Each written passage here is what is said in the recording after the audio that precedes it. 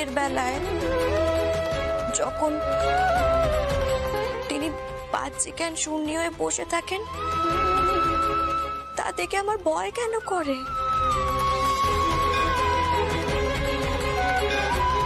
যদি সত্যি আমি তেনার সহধর্মিণী হই, তাহলে সে ভাব আমি কেন বুঝতে পারিনি? সেই রস থেকে তিনি আবার কেন দূরে সরিয়ে রাখেন?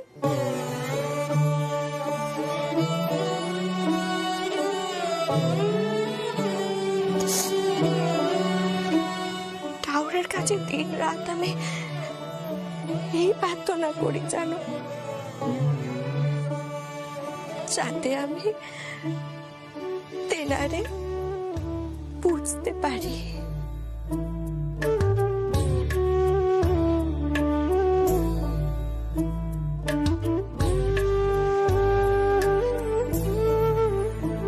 মা, তুমি কাঁদছো? না না, কাঁদছি নে, কাঁদবো কেন? বললেই হলো তোমার চোখেতে জল। ঠিক আছে, আমি চললাম ছোট ঠাকুরের কাছে, তাকে কি কইব তোমাকে ভাব দিতে, নইলে আজ আমি তোমার হয়ে এক হাত নেব। হ্যাঁ, আমি চললুম। কিন্তু মেয়েটি সত্যি খেপি, চললো কোন্দল করতে, তা আবার আমার জন্য।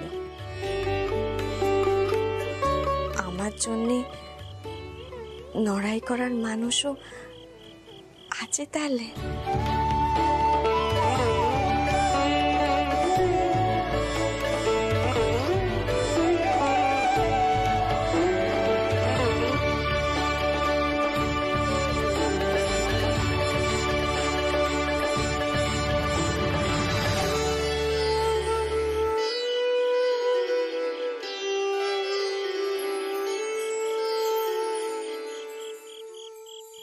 ছোট মামা, ও ছোট মামা, হ্যাঁ, খিদে লেগেছে না? মুড়ি বাতাসা খাবে? আমি মুড়ি বাতাসা আনগে যাই। যা দেখিনি যা। এই যে আমি মুড়ি বাতাসে এনেছি, নাও দেখিনি। দেখেছিস? শারদা মা পাঠিয়েছে। নে। আচ্ছা ঠাও, হ্যাঁ, তুমি তো নিষ্ঠুর কেন কাও দেখিনি? মা কয়েছে তুমি নাকি তাকে কোনো ভাবই দাওনি।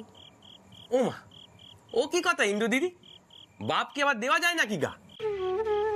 কেন? ঠাউরের যে ভাব আসে, সেই ভাবের ভাগ কি মা পাবে না? এই যে সকলে কয় স্ত্রী স্বামী সবকিছুর ভাগ পায়, মায়ের কিন্তু খুব মান হয়েছে। ও কি এসব কি আরম্ভ হয়েছে কও দেখিনি ছোট মামা? ইন্দু দিদি কি বুঝতে কি বুঝে এলে কে জানে? কিন্তু যা বোঝা ঠিক বুঝেছে, বা তোমরা বোঝো। আচ্ছা ঠাও, এবার কও দেখিনি আমি মাকে কি কইব? তুমি কি মাকে ভাব দেবে? ইন্দু দিদি, ইন্দু দিদি, ভাব কি আর গাছে পলে গা যে ছোট মামা মামিরে বাপ দেবে? এ হলো আধ্যাত্মিক কথা, এর জন্য শাস্ত্র জানতে হয়। ছোট মামার মহাভাব হয়, তখন ছোট মামা নিজে অদ্বৈত হয়ে যায়। তুমি বোঝো এ কথার মানে? ঈশ্বরের সাথে ছোট মামার মধ্যে কোনো ভেদ থাকে নেই। হ্যাঁ গা, তা ছোট মামি কি সাধনা করেছে এত যে বাবের ভাগ পাবে? সে জবাবও মাঝে একবার ধরেছিল, কিন্তু সে কি আর অত সোজা কথা গা? ছোট মামা, ছোট মামা, শীতল বউ গলো, আমি যাই কালীঘরে দেখে আসি যে কেমন। দাও দাও দেখিনি। নে নে, বেশ করে দে। আমি যাই। হ্যাঁ, যা যা। ইন্দু দিদি এলুম।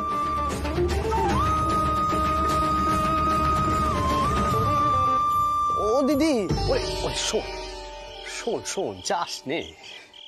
কি আর শুনবো? আমি বরং মাকে গিয়ে কই শাস্ত্র না বলে ভাব আসে। আরে দূর, ছাড় দেখিনি, হৃদের কথা তুই ছাড়। শোন, তুই মারে গে ক সে পুজোয় বসুক, তার গোপাল সেবা করুক, বাকিটা আমি বুঝে নেব। কোন যা যা যা।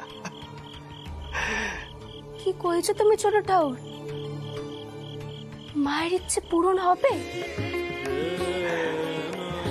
আরে দিদি, তুই যে বড় সরল, তুই অত শত ভাবতে চাস নে। তোরে যা কইলুম শুধু সেটুকু গিয়ে ক। যা ওরে, যা যা।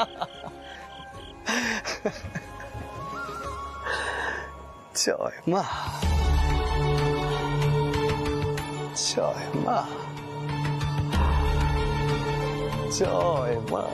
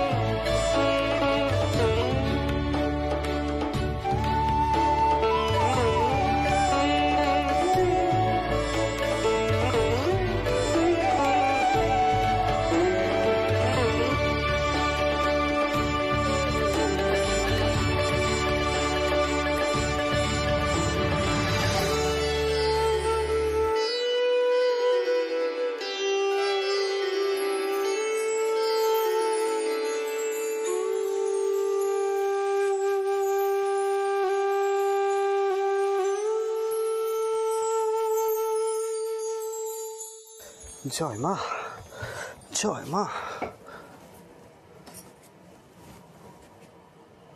ও কি গা, ঘর তোর সব দেখছি গোছ গাছ হয়ে গেছে। ঈদেটার কিন্তু বেশ মজা হয়েছে। আপনি আমায়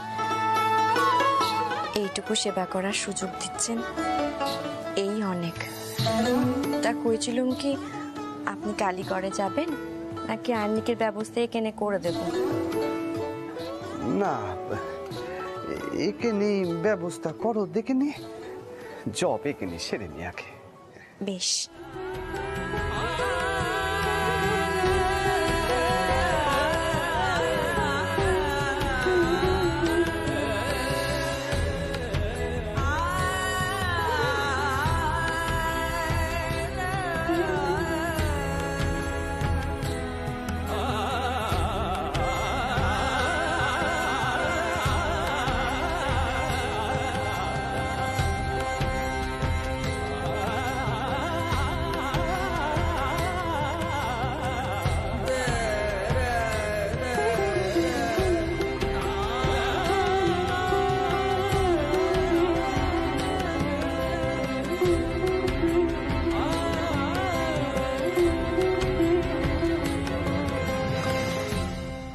আন্নিকে বসুন, আমি ফুল নিয়ে আসছি।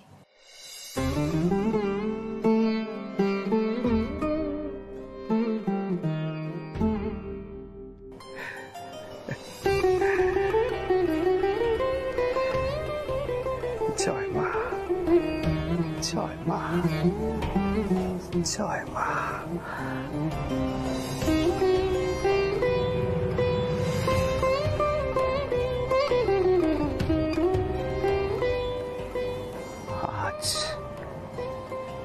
আজই তোর উত্তর শুনতে হবে আমাকে। মনে হচ্ছে তার জাগ্রত হওয়ার সময়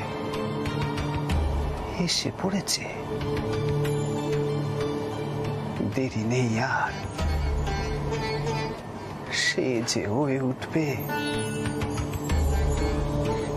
জগৎ জননী মা শারদা।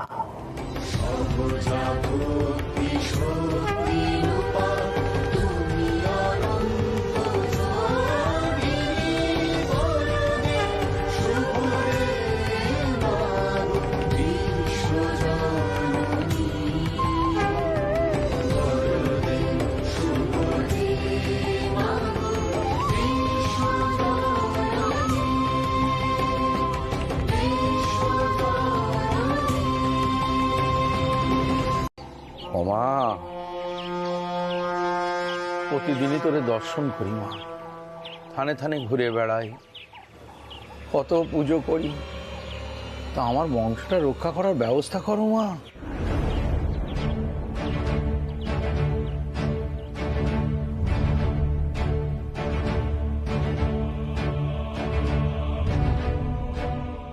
বড় বউখানা একখানা মেয়ে সন্তান দিয়ে চলে গেল, মেজ বউয়েরও মেয়ে সন্তান হলো, তো আমার বংশ রক্ষা হবে কি করে মা?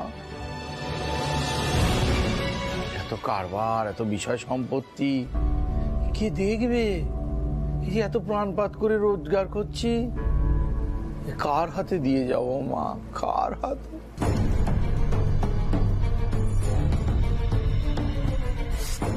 মা, মা গো, কর্তার মনের সাথ পূর্ণ করো মা।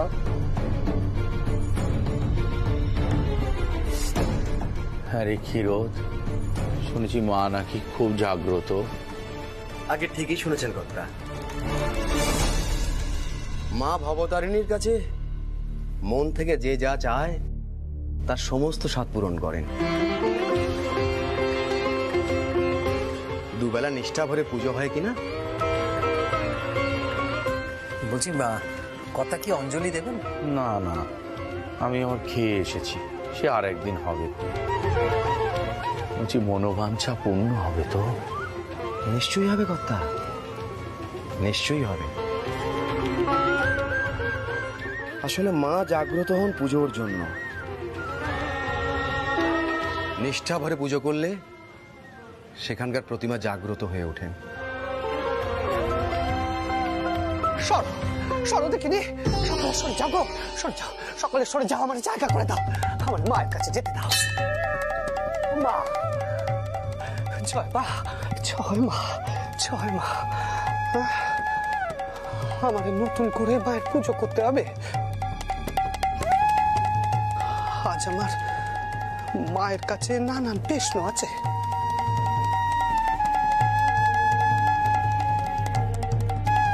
হ্যাঁ গা, তোমরা যদি সর্বক্ষণ কালীগড়ে এমন মারে গিরে থাকো, তাহলে আমি মায়ের সাথে কথা কইব কখন? না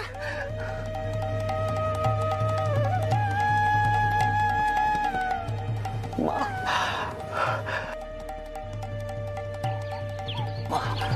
মারে, আজ তোর সাথে আমার অনেক কথা আছে মা। হ্যাঁ,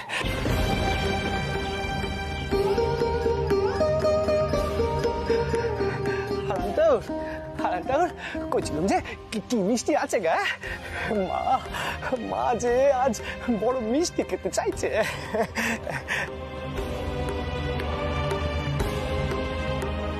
এই তো গা, এটা সন্দেশ আছে, কত সন্দেশ আছে। জয় মা, জয় মা। হ্যাঁ রে মা, তুই কোন সন্দেশ খাবি ভাই?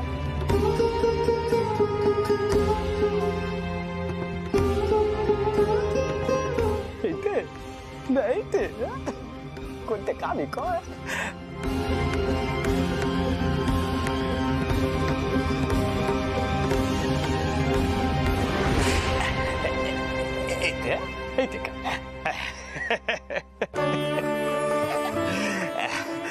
জয় মা, জয় মা। নে পা, নে, নে। কা, কা, কা, মা, কা।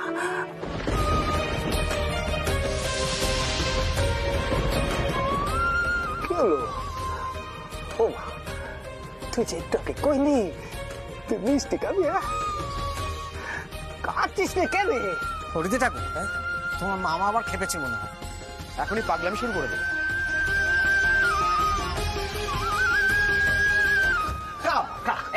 ছোট মামা, ছোট মামা, ও ছোট মামা, শোনো নি, শোনো, এদিকে এসো। আমি কইছিলাম কি, গড়ে চলো, তুমি গড়ে চলো। তাম দেখি তুই তাম। আমি তো ঘরে বসে পুজো করছিল, মাই তো আমারে কইলে তাহলে মিষ্টি খাইয়ে দিতে, তাই তো আমি এই কালীঘরে ছুটে এলুম। সত্যি সর মা, নে মানে কাম কা কা কা কা।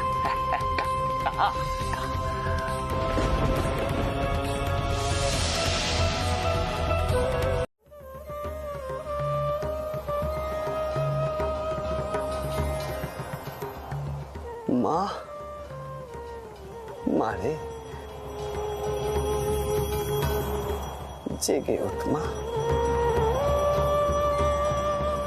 আমার প্রশ্নের উত্তর দিবি নে মা, আমায় জানাবি নে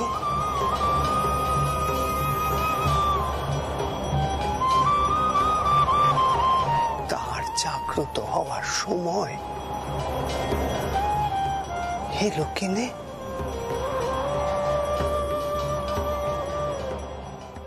আমার যে কয়েছিলি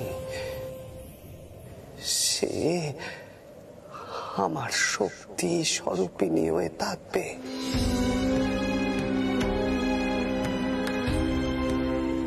মা।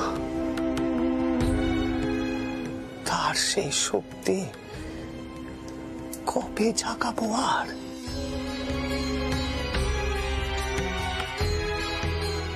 ও মা, আমারে কয়ে দে তার আধার প্রস্তুত কিনা, সময় গিয়েছে মা।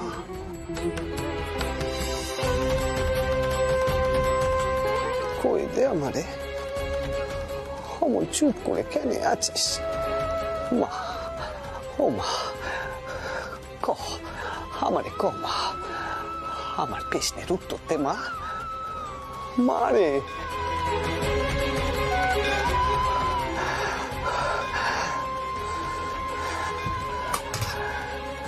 মারে, আমার এই প্রশ্নের উত্তর তোকে দিতে হবে মা, উত্তর দে মা, আমার প্রশ্নের উত্তর দে, দে মা দে। কি হলো কি মা? তুই জেগে ওঠ মা, জেগে ওঠ, জেগে ওঠ মা, তুই জেগে ওঠ মা, জেগে ওঠ মা, জেগে ওঠ।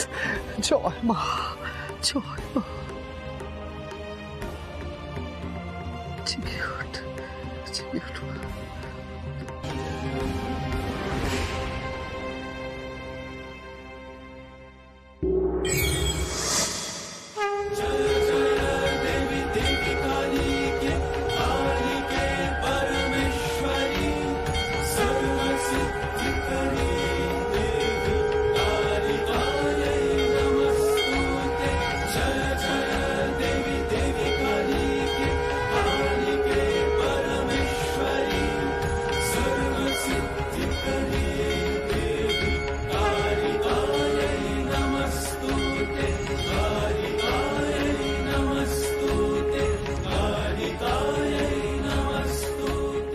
গদাধর,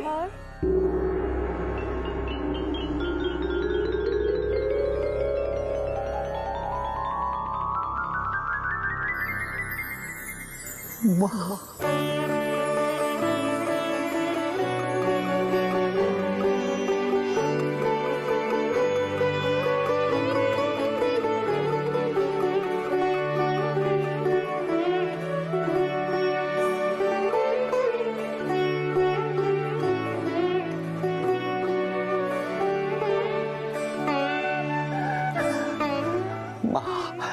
মারে তুই এলি মা, এলি তুই।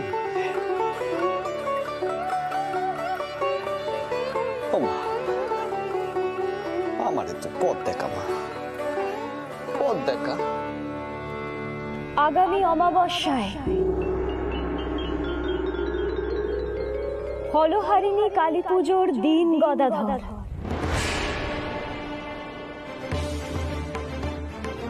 ষোড়শী পুজো কর।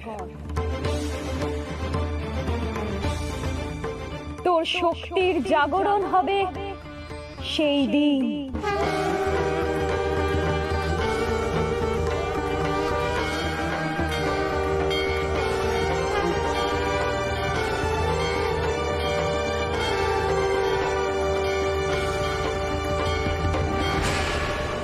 ষোড়শোপচারে তুই পুজো কর সেই শক্তি।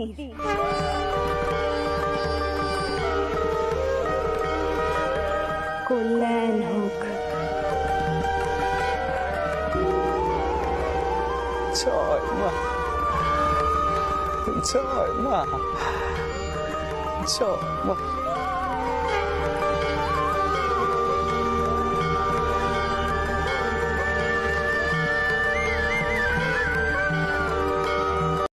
আমি তোমাকে ত্যাগ দেওয়ার কথা স্বপ্নেও ভাবতে পারি না। দেখো অন্নদা, দিদিমা নিজে তোমার ভার আমার হাতে দিয়ে গেছে, আর আমি তোমাকে ত্যাগ দেওয়ার কথা ভাববো? ছি। এক কানে কথা শুধবো, শুধুই কি দেববা ভার দিয়েছিলেন বলে আপনি দায়িত্ব নিয়েছিলেন?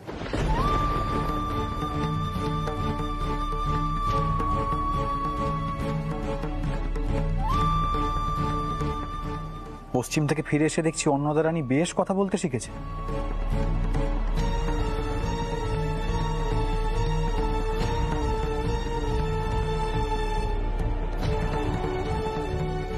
দেখো অন্নদা, সব সম্পর্কই প্রথমে কর্তব্য থেকে শুরু হয়, কিন্তু তারপর কি শুধু কর্তব্যতেই থেমে থাকে?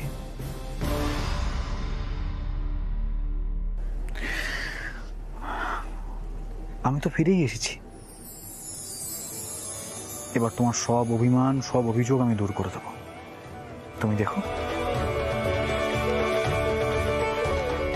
এমন ভাগ্য কি আমার হবে? এত কপাল করে তো আমি আসিনি।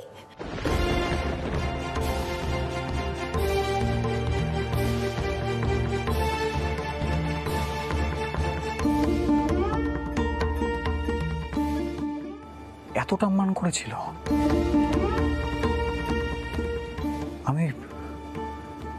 আমি বুঝতেই পারিনি যে অন্নদা এতটা অভিমানী। আশ্চর্য।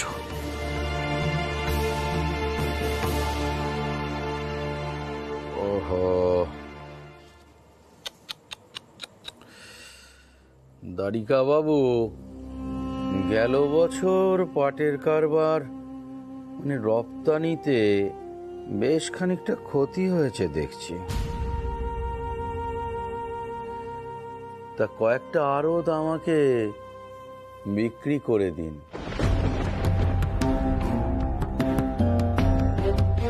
তাতে পুঁজিও হবে আর নতুন ব্যবসাও শুরু করতে পারবেন। যেমন ধরুন কাঠের ব্যবসা, দরকারে জঙ্গল ইজারা নিন। বলেন তো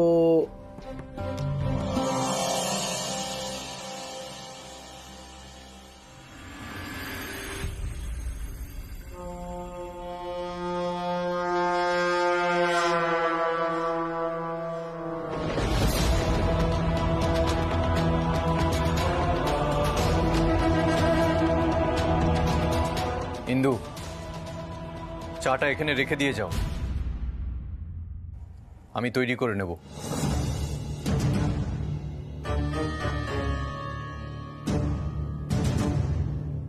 আমি ছেড়ে দিচ্ছি। দুধ, চিনি সবই তো মেশাতে হবে।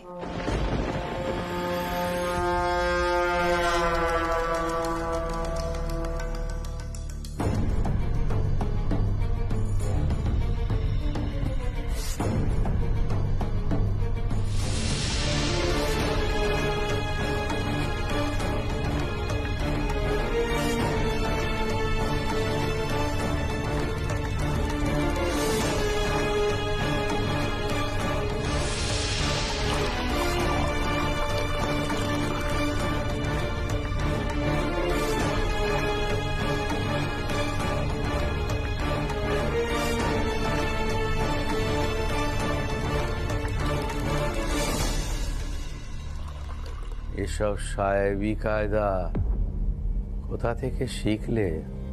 হ্যাঁ,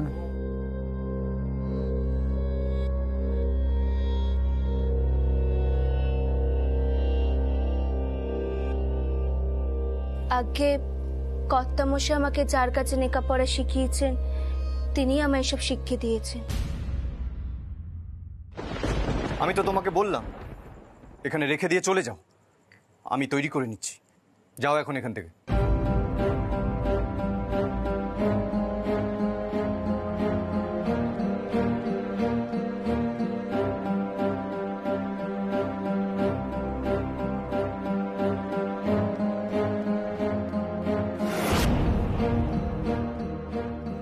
বেশ চটপটে মেয়েটি। ওর বংশ পরিচয় কি দ্বারিকা বাবু? তাতে আপনার কি প্রয়োজন? কালি কালি বল রসনা, কালি কালি বল রসনা, কালি কালি বল রসনা। দ্বারিকানাথ বাবু কোথায় আছেন? বাইরে আসুন।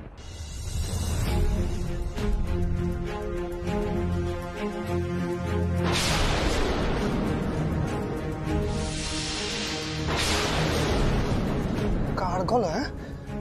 আবার কোনো গোল বাঁধলো নাকি? নেমে আসুন আপনি, আপনার সঙ্গে আমার একটু বোঝাপড়া আছে। নগেন, নগেন চৌধুরী আমার নাম। আপনি জানেন আমি কে? আমার বিষয় সম্পত্তির পরিমাণ আপনার জানা আছে? এত বড় আস্পর্ধা যে আমার পাঠানো উপহার আপনি ছুঁড়ে ফেলে দেন? চৌধুরী মশাই, এ হলো মা ভবতারিণীর মন্দির। একদম গলা তুলে কথা বলবেন না। কোন সাহসে, কোন স্পর্ধায় আপনি আমাদের মন্দিরের আশ্রয় থাকা একজন মেয়ে মানুষকে শাড়ি গয়নায় সব পাঠালেন? উত্তর দিন।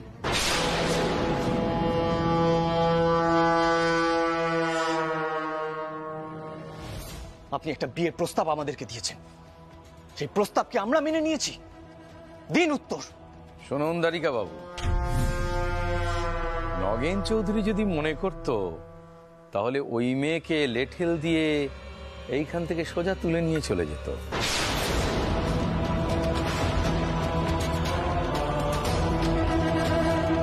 কিন্তু আমার ভদ্রতা রক্ষা করেছে।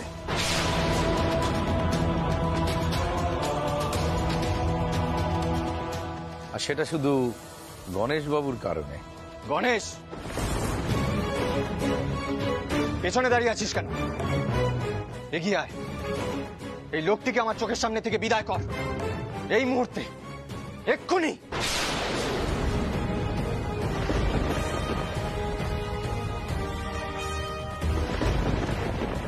স্বর্গীয় মথুরা মোহন বিশ্বাসের পুত্র দ্বারিকানাথ বিশ্বাস, তার কাছে লাঠি ধরা কোনো শক্ত কাজ নয়।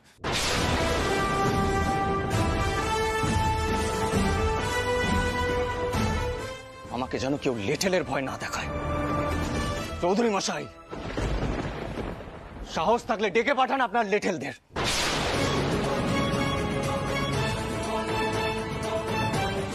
আমিও দেখতে চাই কার এত সাহস আমি থাকতে এই মন্দির থেকে একজন মেয়ে মানুষকে তুলে নিয়ে যায়।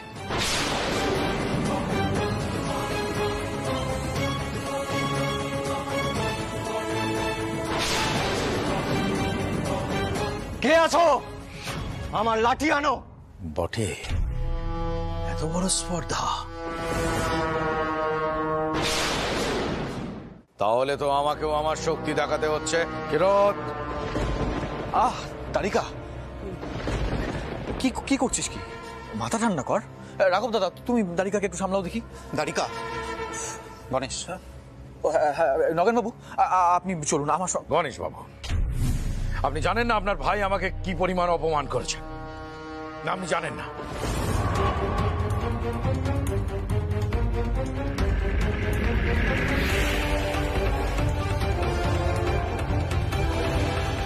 আমার ভাবি স্ত্রী তার জন্য আমি কত সাত করে শাড়ি গহনা এসব পাঠালাম।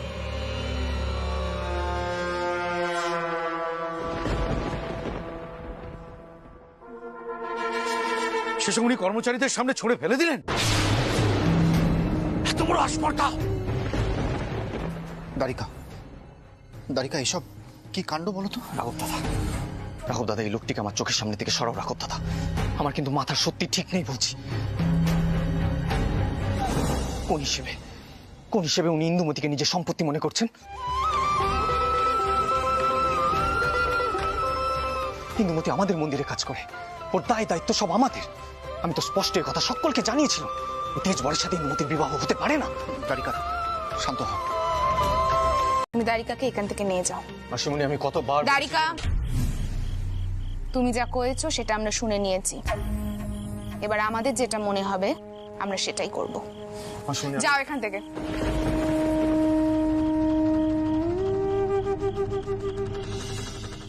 দুয়ারি বাবু,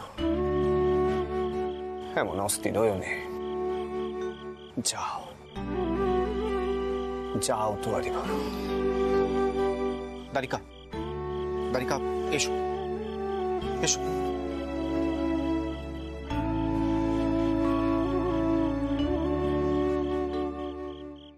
আসুন আসুন নগেন বাবু, আপনি আমার সাথে আসুন। আসুন আসুন আসুন।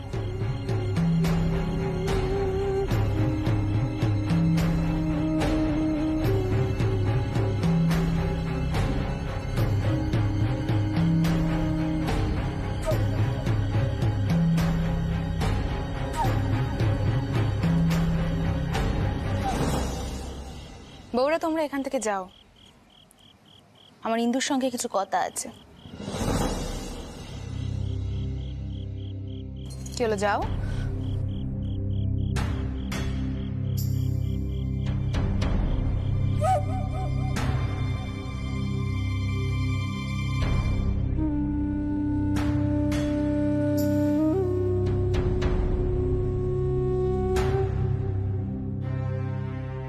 দারিকা বাবুরা তো কিসের মায়া ইন্দুর উপর?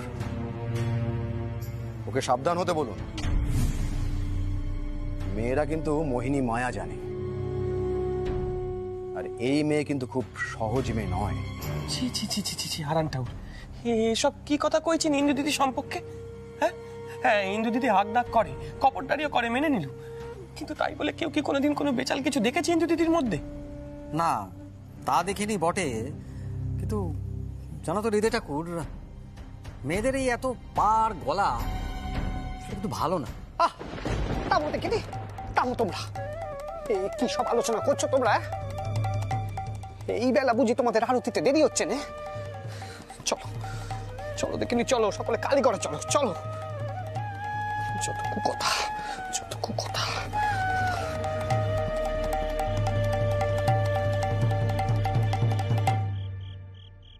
দেখো মেয়ে, আমি স্পষ্ট কথা স্পষ্ট করে কইতে ভালোবাসি, তাই তোমাকেও তাই কইছি।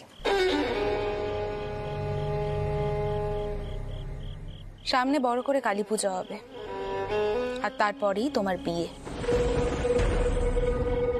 তুমি যদি বিয়ে করতে না চাও তাহলে আমি বুঝবো যে তোমার মনে অন্য বাসনা আছে। আর তোমার মতো একখানা মেয়ের জন্য আমি আমার পরিবারের মান কুয়াতে কখনোই দেব না। দারিকার বিয়ে ঠিক হচ্ছে, সে যদি এখন তোমার জন্য সকলের সঙ্গে নড়াই শুরু করে তাহলে 5 জনে 5 কথা কইবে, তাতে মহা বেপত্তি হবে। এ কথাখানা তুমি বুঝতে পারছো না? তাহলে তাহলে আমায় কি করতে হবে গিন্নিমা?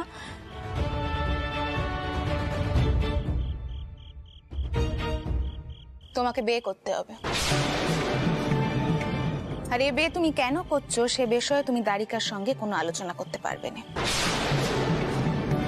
দেখো, তেজবর হলেও নগেন বাবু কিন্তু খুব গণ্যমান্য মানুষ।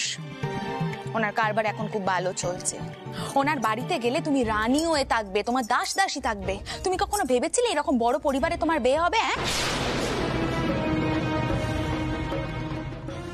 ওরম করে আমার দিকে তাকিয়ে অধিকক্ষণে